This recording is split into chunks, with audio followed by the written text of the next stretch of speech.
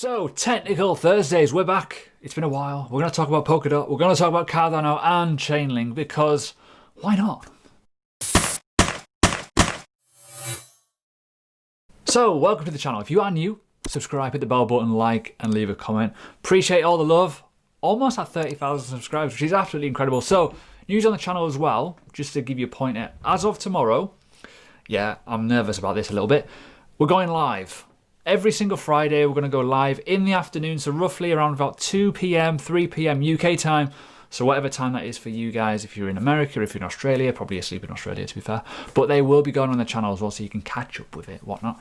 So yeah, that'd be pretty cool. But we need to talk about some analysis, what's happening in the market, and we're going to do some basically blank analysis from 3 solid pairs, in my opinion, for technicals. Now, funding rate currently, got an itchy ear, is going down. Not good if you are a bull.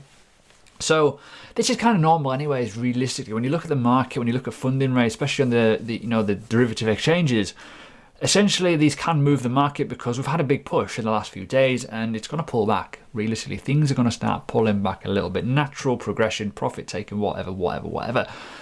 Market is strong, market is bullish, in my opinion. It's obvious opinion, obviously, because you just look at the technicals, just look at the moving averages, look at how people are buying the dip. So we're going to look at Polkadot first. The reason being is because there's the least amount of data on here and we're in price discovery mode. So the first obvious level that we can look at is where my cursor is right now. Obviously, if I zoom in on here, daily time frame, happy days. We were in a huge consolidation band for a long time. And if you remember my tweets, I was being a bit cocky saying, if you buy DOT under $5, it's free money. And I was saying that for ages. Like every time it went under $5, just buy DOT, buy DOT. And look, boom, pop, off we go. Now, I don't like to do humble brags, but ultimately, this has so many fundamentals, so much good stuff to it that it's hard not to ignore, in my opinion.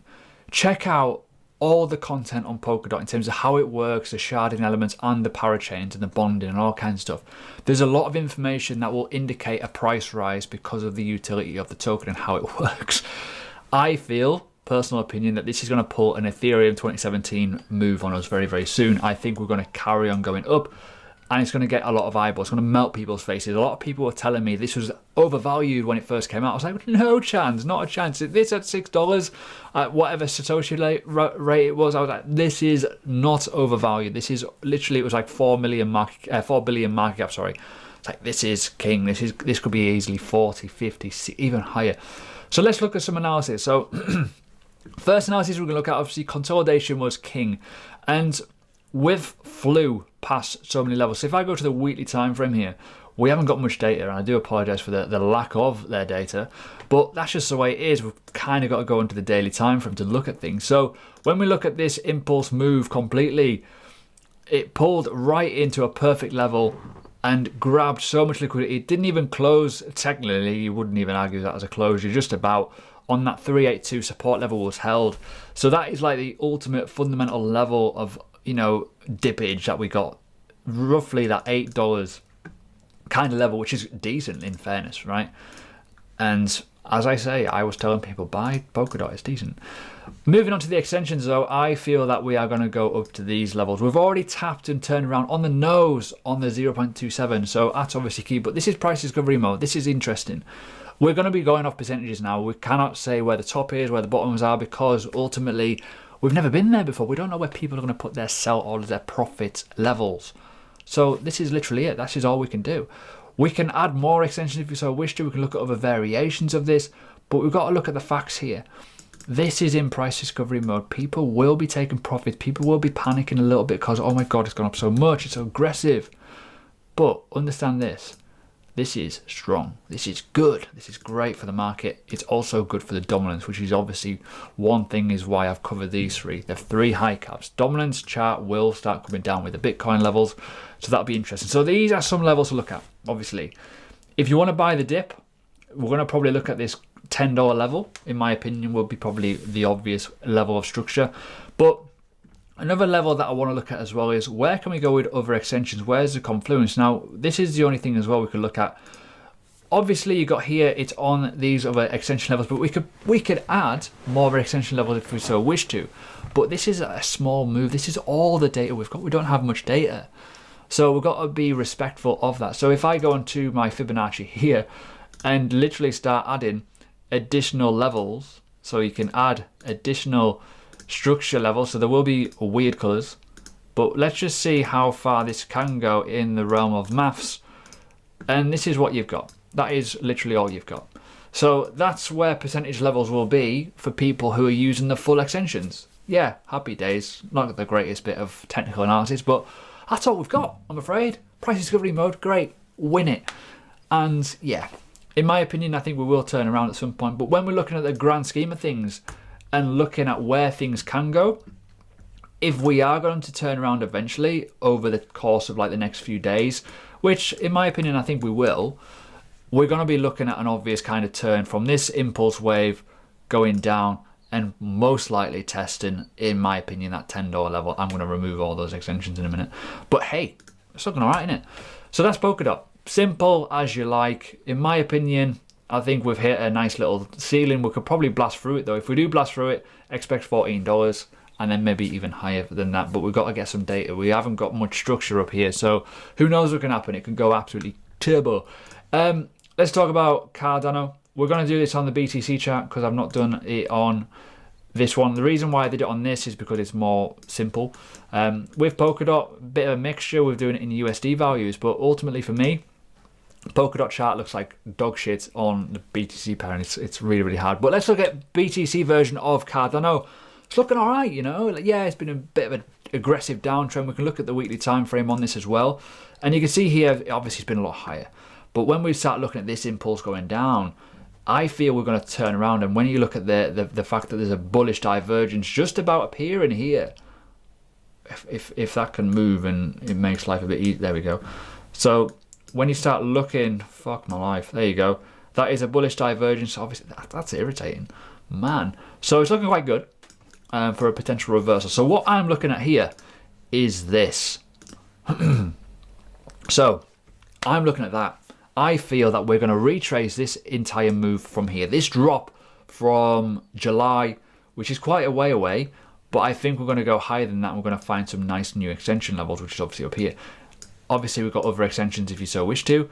And looking at the confluence of these extension levels, by the way, look at how this wick turned around. Look at this number 4 here. This is interesting.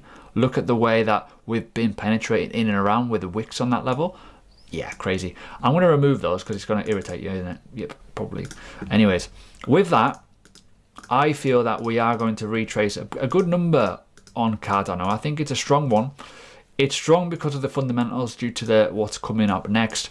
But even when you look at the grand scheme of things, if this does start trending up and we even retrace up, say even if we retrace up to this top level here, that is still a 100% move. So if you put one Bitcoin in there, you're going to get another Bitcoin out of it. Simple as that. That is how this game works.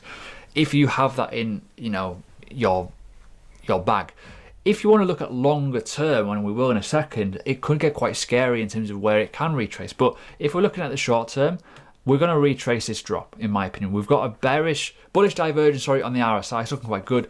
And we may well actually see some extension levels being, looked at, which could make things really interesting and completely break structure and carry on going up. Obviously, if this is to happen, by the way, we need the dominant market to fall. So we need this to be the top and this to continue going down.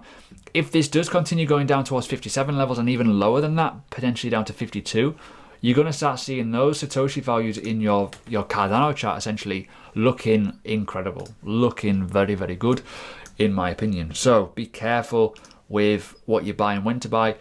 If we're going to go balls deep with this and look at this from an overall longer term spectrum, we can obviously do this if we so wish to. If we're looking at that and thinking, well, where the hell can we go and how far can we go? Well, if you're looking at that as a bottom and we retrace that entire move, well, you probably will shit yourself because it will fly. That is if dominance goes aggressively down to the downside. Literally it goes down to like sub 50 into the 40s. It'd be like, oh, these will be up here. They'll be crazy. So there's all kinds of variations of this. If we're looking at the log scale as well, even more interesting when you look at the log scale. If I press a refresh, but there you go, that looks a bit better. You're looking at where it could go. we could even go beyond the Satoshi all-time highs if we so wish to. But for me, looking at the grand scheme of things of this chart, keeping it simple, don't go over complicated with the whole entire move. But if we start trending up and we start if we break above this level here, so this literally 900 Satoshis, give or take, just above that. So that one is going to be a key level for me. When you look left, look at that. It's like you got support, held, we've got resistance, resistance, resistance. Break this level, it's probably moon time in my opinion. We'll probably will shoot. If that does happen, and we do shoot, expect it to retrace most of this move up to these levels. Again, total ridiculous levels of support and resistance in and around that level as well, roughly around 1,200 Satoshis. And then if we break this top level and then break that level, obviously it's going to probably go on a price discovery mission and go whoom, moon. So there's a long way to go. Obviously you can see a lot of percentages in this chart, in my opinion, undervalued, but dominance needs to drop. If this does happen and Bitcoin stays roughly where it is and the money flows into altcoins, in BTC values it will go up and the USD values will absolutely fly as well, which will obviously be key, overall. But when you're looking at the grand scheme of things, for me, key level of resistance is obviously that level, in my opinion. That ray where I've just put it is obviously going to be key. So for me, when you're looking at this as a grand scheme of things, you're going to be looking at so many different elements of this chart as analysis to kind of figure out, well, is the market undervalued or overvalued? I think it's still undervalued in my opinion, especially with the likes of Cardano. I think it's a great buy, especially if you've got some spare Bitcoin right now, in my opinion. I think, you got to think of the fact that this is so undervalued compared to what it was in July, in BTC. It's absolutely crazy. So that is essentially what you've got. Simple as that. Once we break above this level, it's probably going to be moon time, but we need to obviously break that level. So it's going to get, in my opinion, very, very interesting, especially with that dominance chart.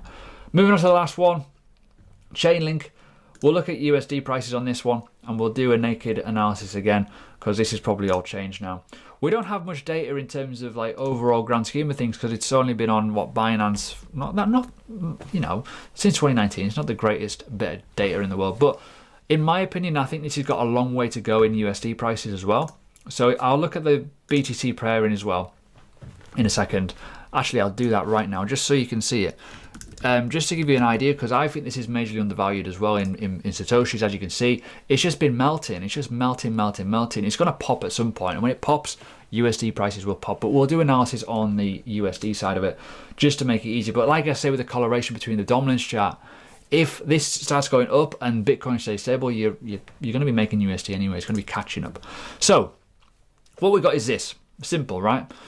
All-time high, boom, we died, went down to $7, which is a massive monster retracement, by the way. And we've got a really, really bullish looking weekly candle appearing, as in people have bought the living shit out of this in the dip. Great, happy days, right? But where I'm looking at is where can we go after this? This is where the extension levels lie. $28 is potential here for a Chainlink target of percentages. And you probably think, well, yeah, cool. And that could easily happen especially in a bull market. So especially if alt season kicks off and DeFi world kicks off again, Chainlink will lead the charge. It'll go fucking nuts. But that's my overall opinion on it. Obviously, we need to highlight the top here. So when we're looking at analysis, cool. We've retraced right the way back up. We've gone and flipped this level. This is probably a level of support now, in my opinion. Once it closes and stuff like that, it probably ideal, in my opinion. But for me, fundamentals of Chainlink, I like it and I don't like it. I've been perfectly honest with you with that one. I like the fact of oracles. I think oracles are here to stay. But the element with Chainlink that I don't like is the fact that the team are constantly just pushing the tokens on, users, investors, etc. So that's one thing that I don't like about it. But fundamental wise, in terms of like bullish price action, in terms of supply, what they've got, in terms of Oracle itself in the DeFi world, the partnerships, it's good, it's strong. But we just got to be careful of those kind of little bits and pieces. So in terms of market structure, we can keep this very, very simple. That is what we've got.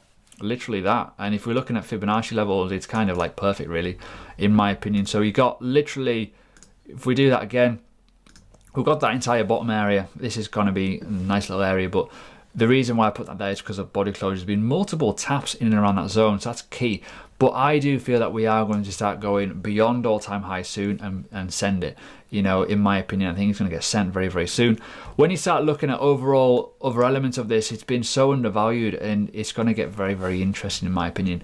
If I'm looking at this bottom to this top and see where we actually retrace, we retrace to the 50% level on the nose and turned around. Again, this gives us confluence of a potential move up to $25 or even $21. So expect, in my opinion, expect an all-time high retracement of Chainlink very, very soon. And again, that Satoshi chart looks dead, as I've already alluded to. It looks ugly. And when I start looking at Chainlink, BTC, if I put it on here, you can probably see, look at the state of it. You know, when this has been going up over the last few weeks because Bitcoin's been bullish, this has been going down. So the BTC pair, this is, in my opinion, majorly undervalued in BTC.